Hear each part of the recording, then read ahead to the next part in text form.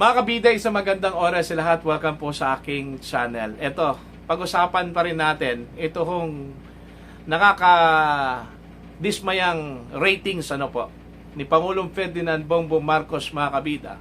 Based doon po sa pinaka-latest na Pulse Asia survey, yung kanyang performance at saka yung kanyang trust ratings, napakababa po, mga kabida, Kumbaga, ito yung pinakababang ratings ni Pangulong Marcos mula nang siya po ay nanungkulan bilang presidente po ng Pilipinas noong 2022 po, mga kabida. Nasa kalagitnaan pa lang po sa kanyang termino. Pero ito na po yung nakuha niyang ratings sa kanyang performance at saka sa kanyang trust mula sa ating mga kababayan, mga kabida. Talagang siguro mag-isip-isip na siguro ito hong Pangulo po natin, Kailangan na siguro niyang magbawas po ng mga tao na hindi ho nakakatulong po sa kanya, Okay? May mga tao po siya, mga kabida, na imbes nakakatulong ho sa pag-angat ho ng kanyang imahe, nakadagdag damage po, Di ba? Siguro mag-iba po siya ng tagapagsalita po, mga kabida. Yung nakakatulong sa kanyang imahe, hindi ho nakakasira, mga kabida, marami hong bumatikos po dito ho sa kanyang tagapagsalita, ito hong si Yusek Claire Castro, dahil ho imbes na pagtuunan ng pansin ito hong mga programa po ng Marcos administration, panay Duterte yung kanyang atake po, mga kabida. Siguro, na-miscalculate po siguro nila, mga kabida, ito hong support base po, ng opposition, ito hong mga Duterte.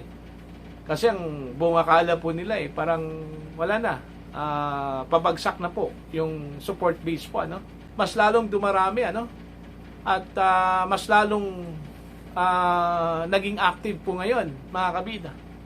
Mantakin nyo, wala hong ginagawa ito hong si Vice President Sara Duterte. Halos nakatutok lang ito hong si VP Sara dun po sa kanyang ama sa the Netherlands for the past several weeks. Okay? Wala ho siyang ginagawa. Okay? Bilang Vice Presidente po ng Pilipinas. Pero mantakin nyo, yung resulta po ng survey po nung March. Diba? Nung March po, yun po yung panahon na hinuli, inaresto po itong si dating Pangulong Duterte, at dinala ho sa The Hague, Netherlands, mga kabida. So, yung time na yun din yung time kung saan po nag-survey po itong Pulse Asia, So, tingnan ninyo yung effect po, mga kabida, Napaka-significant masyado. Yung Duterte effect, yun yung sinabi ko po sa previous vlog ko po, mga kabida. Yun yung pinakamalaking kamalian po ng Marcos administration. Yung inaresto po nila si Digong, at saka insurrender po, mga kabida, doon po sa International Criminal Court. Kaya ito po yung nangyari po ngayon, Dahil ho sa Duterte effect, hindi lang po ang nakabinipisyo dito, mga kabida, ito hong si Vice President Sara Duterte, maging ito hong mga kandidato ho na ini-endorso po, mga kabida, ni Digong, Ito hong mga PDP Laban senatorial bets. Tingnan nyo, sa latest survey po ng Pulse Asia, 4 na po yung pumasok po, mga kabida, sa Magic 12. So, indikasyon po yun, na because of Duterte magic, okay? Marami hong mga political analyst naniniwala pa rin dito ho sa Duterte magic po, mga kabida. Yun yung hindi ho na-anticipate po ng Marcos administration, yung pag-head-on po nila, mga kabida, sa mga issues involving Dutertes. Diba? Yun yung pagkakamali po So, kailangan siguro nilang mag-re-strategize po, mga kabida. Ito hong Marcos administration, kung meron pa pong panahon, Kasi ho, dami hong naniniwala nga na parang it's too late na raw. Okay? Kumbaga, pabagsak na po. Okay? The end is near na raw, Kung nung una po ang tawag po nila the boat is sinking, pero ngayon, the end is near na raw po, mga kabida.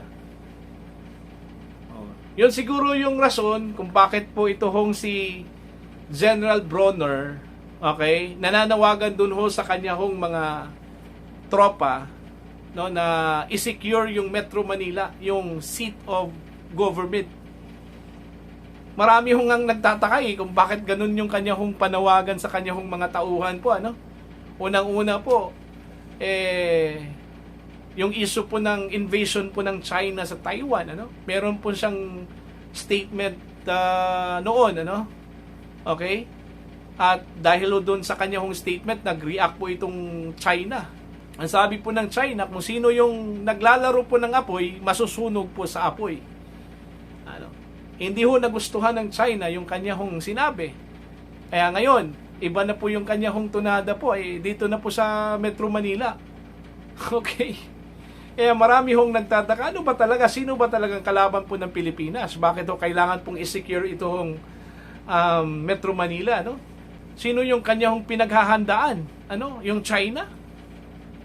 Or baka po meron pong intelligence report po ito hong si General Browner, mga kabida, na baka meron hong nagbabalak, ano, na patumbahin ito hong administrasyong ito, ano. So far hindi naman po napabalita po yan, ano, mga kabida. Basta bigla na lang pong nanawagan po itong si General Browner during the second ID anniversary doon po sa Tanay Rizal, ano, sa kanyang mga kasundaluhan na maghanda at i-secure po ang Metro Manila, no? Okay? Kaya nga nangangamba tuloy yung mga kababayan po natin, baka ho magkakagera na po. Bakit ho kailangang i-secure ang Metro Manila, no? 'Di ba? So, yun po yung mga pananaw po, ano, speculation. Siguro iba't ibang pananaw po tayo, ano. May kanya-kanya ho tayong basa po sa mga nangyayari po ngayon sa Pilipinas, ano po. Basta dito ho sa survey po, mga kabida, no, ng Pulse Asia, kung saan po ay napakababa yung nakuha po ni PBBM, mga kabida, no. Indikasyon po ito na parang tuloy-tuloy na po daw, ano, ito hong pagbaba po ng kanya hong trust rating at saka performance rating. Kasi ho, balot na balot kasi ito ng controversy, itong administrasyong ito, ano. Unang-una po, yung pulveron issue, ano, hanggang ngayon hindi pa po na-address. Marami hong humihiling po, mga kabida, na magpa-hair follicle test ito hong si PBBM. Unfortunately, isinira po ng Malacanang yung pintuan po doon po sa kahilingan na magpa-hair follicle test po itong si PBBM. Kasi ho, ang sabi po ni Yusek Castro po, mga kabida, wala hong karapatan ang sinumang humiling ng hair follicle test kung wala hong ilalatag na ebidensya. Ano po? Hindi ho naintindihan ni Castro po, mga kabida, na yung kanya hong principal ay isa hong government and public official. Meron pong public accountability, ano? Hindi ho kailangan po ng ebidensya. Basta meron pong pagdududa, kailangan pong transparent po yung kanya hong principal. Okay? Just like sa ginawa ho ni President Donald Trump, di ba? Anong ginawa po ni Donald Trump po?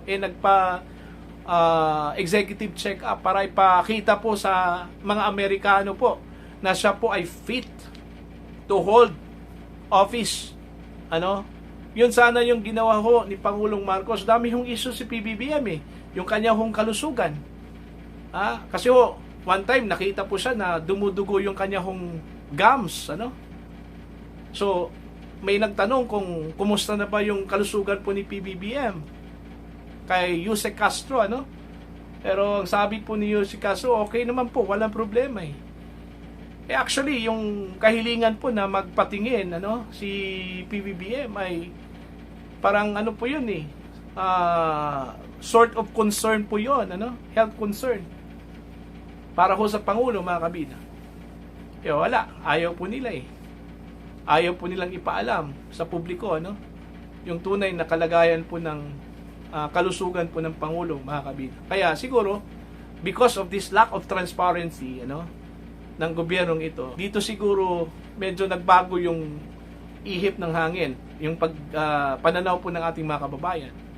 Ayun, bumaba yung performance, bumaba yung trust rating, at tumaas sa halip itong trust rating at performance rating, mga kabida, no, ni Vice President Sara Duterte. Okay?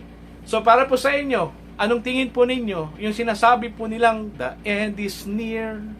Totoo kaya ito, mga kabida, no? Okay? Kung pagbabasihan po itong survey po ng Pulse Asia, mga kabida, you can comment down. Sa mga hindi pa po subscribers sa akin channel, please subscribe.